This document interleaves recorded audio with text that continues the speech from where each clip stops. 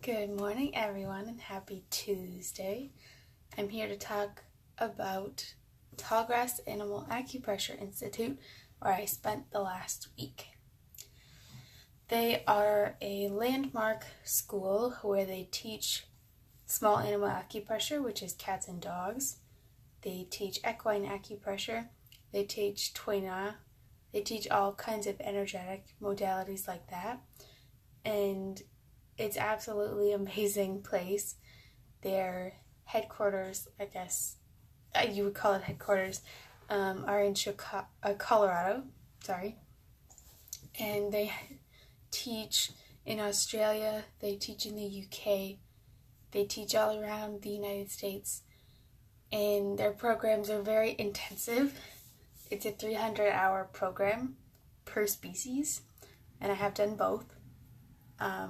So it is a lot of learning, but it's such interesting information. You really don't know until you get started how much there is to learn. But if you have any questions about it, feel free to ask me as I go through what it's all about.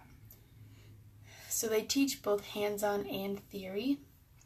The hands-on was a 6-day with a 2-day intro and a 4-day meridians, but now it's 4-day. That's the one that I was just at.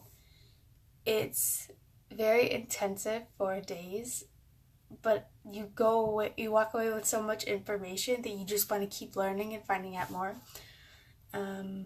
If you want to finish their program all the way through, there's quite a few other classes you have to take. The first 2 are theory-based. The first is overview of traditional Chinese medicine. So it teaches you what's yin, what's yang, the purpose of a session, how a session works, the flow of the session, things you need to look out for, stuff like that. The second is meridian theory, where you go through each of the meridians, what it's for, the energetics of each one, where they are, where the points are, that kind of thing. Then there's the hands-on, meridians and specific conditions. So it goes through each of the 5 elements, and I have some charts here I can show you. So for example, the metal element, it shows you where the meridian is and what each of the points are for, which is what we just did for 4 days. The one after that is 5-element theory, when you learn how to use this beautiful chart to choose acupoints for a session. Most people think this one's really complicated and confusing, but I actually really like that one just because I'm a very visual learner, and it's very logical and sequential. The next one is acupoint classifications, which breaks down the 361 points. Now again, you don't have to learn them all to finish the program, but it breaks it down into association points, source points, string well points, connecting points, influential points, master points, and key points.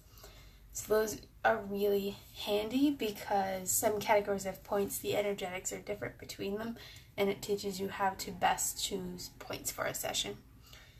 And the groupings of where each one are, because, for example, the association points are all along the back, the source points are all around the wrists, or when they're standing, the carpus.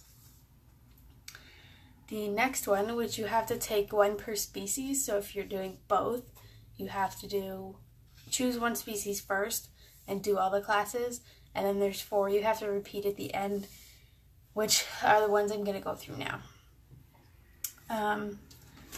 Acupoint energetics and landmark anatomy. This is the next one. It's pretty in-depth. It goes through bone, tendon, ligament, muscle, and teaches you the main landmarks, because a lot of the acupoints are around joints or fossa or indents or things like that. So it teaches you the simplest ways to find points, because a lot of them group around certain areas. That one is probably one of the harder courses if you don't have a background in anatomy, which I had a bit of a background, but it's a lot more in-depth than I had done before. And transitioning between dog and horse too was a lot of learning for me. The next one is health and pathology, which is this one. And it basically goes through different conditions they can get.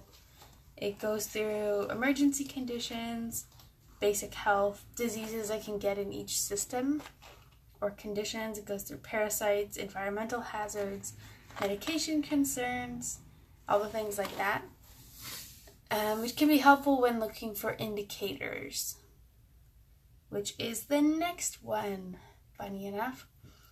Of course, pathology, you do have to take one for each species because horses get different diseases than dogs do. Indicators and assessment is one where you learn by visually looking at them which organ system is out of balance. So there's a lot more than you would think. For example, there's a whole chapter on section of a chapter on the tongue and the coloration and the texture and the size, and it's a lot of learning again. But indicators and assessment is one of those key ones where if you don't get a chance to physically work on the animal, you can at least look at them and get a sense of what's going on so you can talk to the owner. The last one is the proficiency verification. So it's a bit of an exam.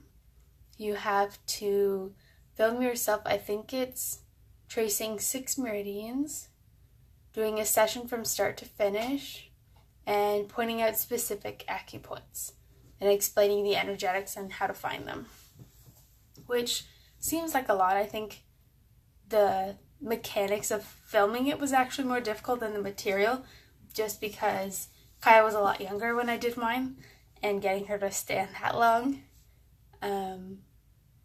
We did one meridian and then took a break, and then we did another one and we took a break. But she did very well. She's pretty used to me working on her by now, because whenever she doesn't feel well, she comes in my room and looks at me with a really sad face, and then I work on her, and it works really well. They have a lot of stuff in their store too, if you want to learn a little more about it. They have AccuHorse, AccuDog, and I believe AccuCat, which are up on that bookshelf up there. They have the anatomy books, they have the pathology books, and they have a whole slew of charts. So they have a meridian chart that has all of them on it. I have the dog one, but it's taped on my wall right now. They have the meridian charts that goes through each of the 5 elements, the governing vessel, the conception vessel, and the explanation of how the bubble chart works with all the things. And they have this one, which is new, and it goes through, these are all organs, and it goes through how they're all connected and how they work within the body to, we went blurry for a minute there. That's my outside. But it's very intensive, and I've even read some other books afterwards, even though I'm finished, just because there's so much more to learn, and I'll probably be studying it for the rest of my life, because I find traditional Chinese medicine very much more intuitive. Western medicine can be intuitive, but in my opinion, traditional Chinese medicine, if you think about it from a more creative, logical standpoint, it tends to flow very well, and I like that. But if you have any questions about all those classes, feel free to message me anytime. It's a lot of fun. If you haven't, you can always email them and ask just basics. How do I get started? What do I do? But they just started a new lead instructor, and she's absolutely lovely. I met her this week. But the 2 ladies that started this school, Amy and Nancy, they're delightful. If you have the pleasure of meeting them in person, they are absolutely astounding, the amount of knowledge that they have. And I think it's amazing that they've channeled all of that into providing the education for other people, because we need more people like them. to spread holistic therapies. But that's all I have to say about the school. I just got back, flew in last night, so I have a lot of work to catch up on. But I hope you had a wonderful week while I was gone. I heard it was really hot here. Kai's good. She got back from camp. She's still pretty tired, but I'm happy to see her. I got attacked on the lawn yesterday when I got home out of the airport car.